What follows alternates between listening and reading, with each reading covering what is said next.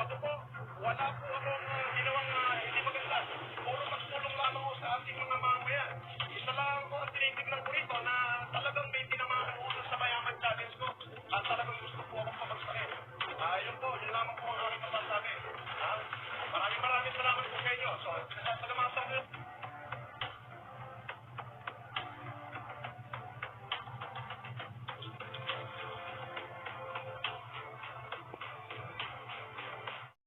Of the National Bureau of Investigation, Director Eric Pistor, wishes to announce and confirms the arrest of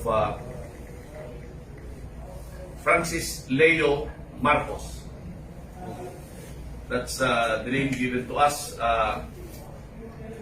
in the booking sheet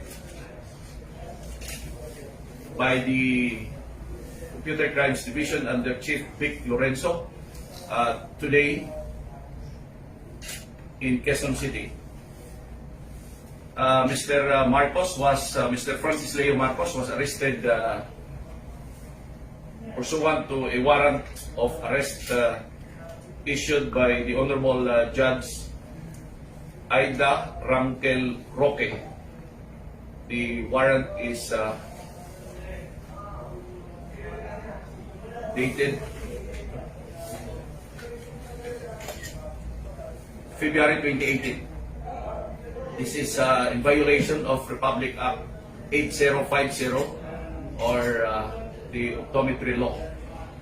We have other holdings and we are verifying the holdings of the NBI as against his involvement in other activities. There is also a warrant being verified. This one was filed by the NBI in 2006, the warrant issued for violation of the Anti-Human Trafficking and Persons Act. This is for qualified trafficking, so this is an unavailable warrant for his involvement in the recruitment of children. Also, there is a warrant for violation of Republic Act 9262. Ito yung sa exploitation, abuse, and violation of women and children. This one is issued in Japan City. Also, we are in the process of verifying the true identity because we have been receiving reports that he had been using a name before, Norman Gakusin. Mangusin, I'm sorry. The person to my right, Mr. Francis Leo Marcos, is assisted by his counsel, Attorney Gustido.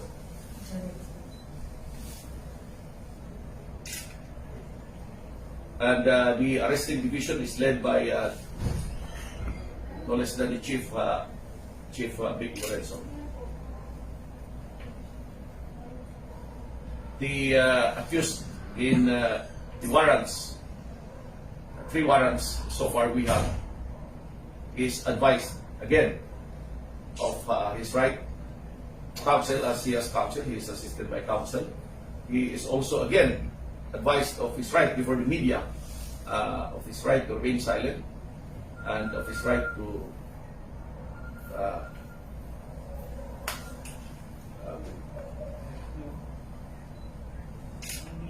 get to not talk. Anything he says under our custody may be used against him in any forum. Any questions? Sir, ano po yung background po nung sa kailan po na ipalabas yung third case, third warrant po na bine-verify? Which one? Yung sub-murder. 9262? Yung last two, sir, na na-file, yung sa 2006, sir, yung final po ng NBI. 2006, we have here the agent who filed this case. He is now a chief, agent or Chief Demetria. Chief Demetria? Sure. He used to be my agent. I understand I was the chief of the Anti-Human Trafficking Division when we filed this case.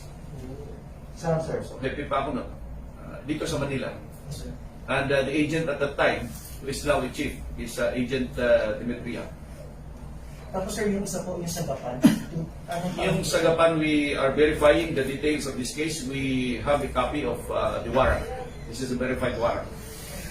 So basically, sir, This is for 9262, abandonment of women, abuse of women and children.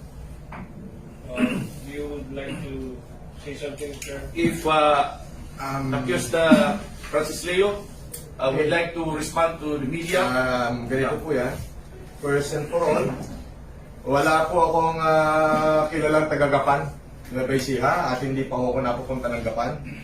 So, may natatandaan lang ho ako dyan na meron akong complainant na taga-Gapan na kinasuhan ho ako ng istapa, which is naglaban ho kami sa korte at nanalo po ako. Yun po ay acquitted. So, baka sila rin ho yung may gumawa niyang violation of 9262 na yan.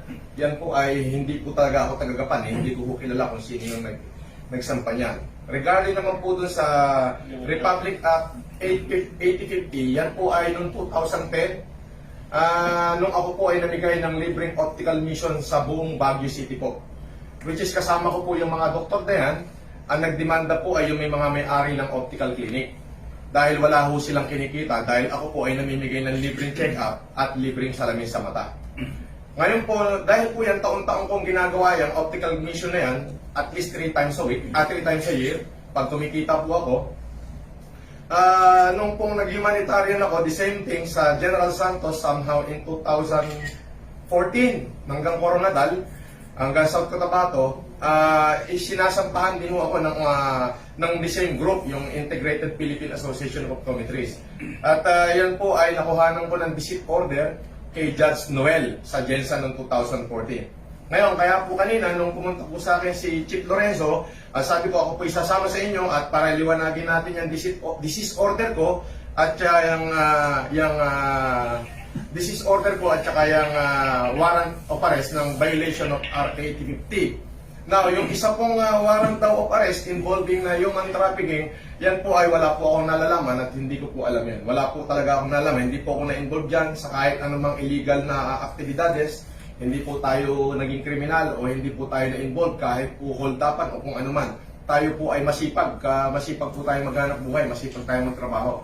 Ayun po, yun lang po ang aking masasabi. The rest po ay sabi ka naman. Sir, may isang tanong lang po kasi may binanggit si Sir Lagin na meron din po silang question sa identity. Ano po ba talaga? Sir, ganito po kasi yan eh. Ako po ay Marcos, ako po ay Marcos. Kung may problema po sa pagiging Marcos ko, dapat po nanay ko ang tanungin. Sapagkat hindi naman po ako ang gumawa ng pangalan ko, kundi po ibinigay po sa akin yan ng aking ina. Pero related kayo sa dating presidente ba? Hindi ko po yan masasagot. Ang masasabi ko lang po, kung may question po regarding sa pagka-Marcos ko, yan po yung aking ina. Ako po nung nagkaisip ng 1997, yan na po ang aking identity. Yung Francis Leo Marcos po na yan. Andyan po lahat ng mga passport ko, magmula nung kung kaluma-luma ang passport, dala-dala ko po yan. Ayun po, ang aking masasabi. So, ginawa po kayo ng effort para ma-identify din po, at least may reklamo kung totoo man. Opo, ako po ay may complaint sa NBI po. Nag-email po ako sa kanya regarding po sa proliferation of those fake account. Na yung iba pa nga po, talagang sinasabi na ako daw po ay, nanghihingi ho ng mga donasyon. Hindi po. Nagkaroon lamang po ako ng tamang kaisipan. Ngayon pumutok yung lockdown. At sabi ko, gusto ko magkaroon ng kasaysayan ng aking buhay. Kaya po, yung pong pera ko, at sagutin ko na rin po ito, marami nagtatanong saan daw yung galing yung aking pera. Ako po'y nagbenta ng ari-arian ko na binana, dito po sa Ramon Isabela last 2 years ago, at yung pong isang bahay ko, ibinenta ko ng halagang 40 million. So medyo malaki-laki po yun, yung 36 hectare na pinagbilang ko at saka ng aking bahay. Siya pong aking inuubos na pinamimigay ko sa taong bayan. Yun lamang po. Sir, for the record, hindi ikaw si Norman. Hindi po.